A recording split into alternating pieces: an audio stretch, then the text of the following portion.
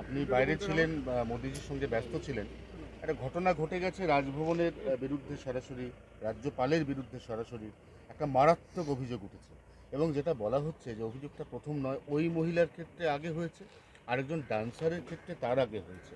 অর্থাৎ রাজভবনে এ ধরনের কার্যকলাপ চলছে এমনটা তৃণমূল কংগ্রেস টুইট করে অভিযোগ করছে। তৃণমূল কংগ্রেস যে সমস্ত ব্যাকগ্রাউন্ড তৈরি করেছে তারাই লোকজন পাঠিয়েছে, সবাই জানে, আমরাও জানতাম। এই লোকেরা গেছে ওই জন্য, এদের অ্যাটিচিউড এরকম, পুরো স্ক্রিপ্ট তৈরি করা ছিল। আর তৃণমূলই চেঁচাচ্ছে, আবার কারো টেনশন নেই, কারণ সবাই জানে এর ভিতরে কী আছে। হ্যাঁ, কিন্তু রাজ্যপাল রাজভবনের মধ্যে থেকে তিনি একটা অস্বস্তির মধ্যে পড়লেন। তিনি প্রথম দফা না, নির্বাচন টিএমসি সরকারের যে অপকীর্তি তার বিরুদ্ধে বললে, ওনার বিরুদ্ধে এখনও তো কেস করতে পারেনি ওরা। কেসও করবে, তাকে কালো ঝান্ডা দেখিয়েছে, গো ব্যাক বলেছে, তাও আটকানো যায়নি। এখন এটাই শেষ অস্ত্র। টিএমসি কথায় কথায় মহিলা মহিলা মহিলা বলে, মহিলাদের ইউজ করে ওরা, মহিলাদের সম্মান করে না। এখানেও দেখা গেল একজন মহিলাকে ইউজ করা হয়েছে। দেখা গেল এই পরিপ্রেক্ষিতে 8 সদস্যের একটি বিশেষ অনুসন্ধান দল গঠন করেছে। Special investigation. আদৌ কি এটা কে করেছে?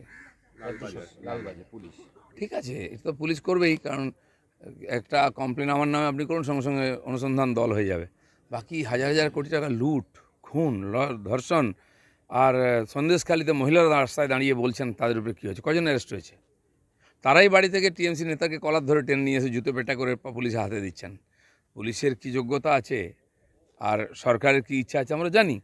তো সমস্ত ভারতবর্ষের সম্মানীয় পদ, সম্মানীয় লোক, তাদের কী করে অপমান করতে হয় সেটা ওরা দেখিয়েছেন। রাষ্ট্রপতি, প্রধানমন্ত্রী, গৃহমন্ত্রী, নাড্ডাজি থেকে আরম্ভ করে রাজ্যপাল, এমনকি হাইকোর্টের বিচারপতি মহিলা, তার স্বামীকে পর্যন্ত ধরে নিয়ে আসে সিআইডি দিয়ে ডাকা হচ্ছে তার মুখ বন্ধ করার জন্য। তো টিএমসির যে এই যে মানে নিকৃষ্ট রাজনীতি, এটাই তার পতনের কারণ হবে, আর হয়ে গেছে। মানুষের চোখের সামনে নিজেকে ওরা এক্সপোজ করে দিয়েছে। তৃণমূল কংগ্রেসের সঙ্গে কুণাল ঘোষের একটা খুব দারুণ যুদ্ধ শুরু হয়ে গেছে। এসব মক ফাইট থাকে, আমাদের এমনি চিন্তা নেই। কিন্তু কুণাল ঘোষ সরাসরি বলছেন এটা ভুল, ওটা ভুল, নিয়োগ দুর্নীতিতে আগে ব্যবস্থা নেওয়া উচিত ছিল, সন্দেশখালিতে আগে স্টেপ নেওয়া উচিত ছিল। শুনুন, অন্নদাসদের কথার কোনো গুরুত্ব নাই। খাবো ওই বাড়িতে, থাকবো ওই বাড়িতে, লাথিও খাবো, মুখও খুলে, দুটো হতে পারে না। দম থাকলে বেরিয়ে এসে রাস্তায় বলুন আর লড়াই করুন। এরা লড়াই করেছে, সময় তার সঙ্গে থাকবে। দিলীপ ঘোষ লড়াই করেছে এই অপকীর্তির বিরুদ্ধে, তাই কেসও খেয়েছে, মারও খেয়েছে, আজ পাবলিক তার সঙ্গে আছে। জেল থেকে কোর্টে যাওয়ার পথে কালকে পার্থ চট্টোপাধ্যায় হঠাৎ করে কুণাল ঘোষের বিরুদ্ধে এক গাদা ক্ষোভ উগড়ে দিয়েছে। তো ওদের পুরনো ঝগড়া, তো ওটা বাড়ির ঝগড়া, বাড়ির স্বামী স্ত্রীর ঝগড়া রাস্তায় নিয়ে যাওয়াটা কোনো ভদ্রলোক করে? আজকে তাই করছে ওরা। মুর্শিদাবাদে ভোট আসছে 7 তারিখ। মুর্শিদাবাদ এত সেন্সিটিভ যে বেনজিরভাবে মুর্শিদাবাদে সবথেকে বেশি কোম্পানি মোতায়েন আছে এবং মুর্শিদাবাদের ভোট ওই দিন করা যাবে কি না হনুমান জয়ন্তীর পরিপ্রেক্ষিতে, সেটা একটা বড় প্রশ্ন ছিল। দেখুন, এইসব ভোট ইত্যাদি হাইকোর্ট বলেছে বা ইলেকশন কমিশনও বলছে, আমরা জানি পরিস্থিতি কী আছে। আমিও বহুবার গেছি বহু জায়গায়, ওখানে আইন শৃঙ্খলা বলে কিছু নেই। যেমন সবসময় চেষ্টা হয় পশ্চিমবঙ্গটাকে ভারত থেকে আলাদা করার, ঠিক আছে, মুর্শিদাবাদকে পশ্চিমবঙ্গ থেকে আলাদা করার চেষ্টা হয়, চেষ্টা হচ্ছেও। সমস্ত criminal, anti social, anti national activity ওখানে চলছে। মমতা ব্যানার্জির আশীর্বাদে চলছে। টিএমসি চায় ভোটটা দিয়ে দিক আমাদের, বাকি বাংলাদেশ যাক, যেখানে যাক, কী যায় আসে। বিজেপি কর্মীদের ওপর হামলা, প্রধানমন্ত্রী জনসভা থেকে ফেরার সময় হামলা, সিউড়ি চাঁদমারা এলাকায় ঘটনা। এটা কোনো নতুন ঘটনা নয়, যেখানে হচ্ছে কিছু ভয় দেখানোর চেষ্টা হচ্ছে। আমার মনে হয় না বিজেপির কর্মীরা ভয় পাবেন।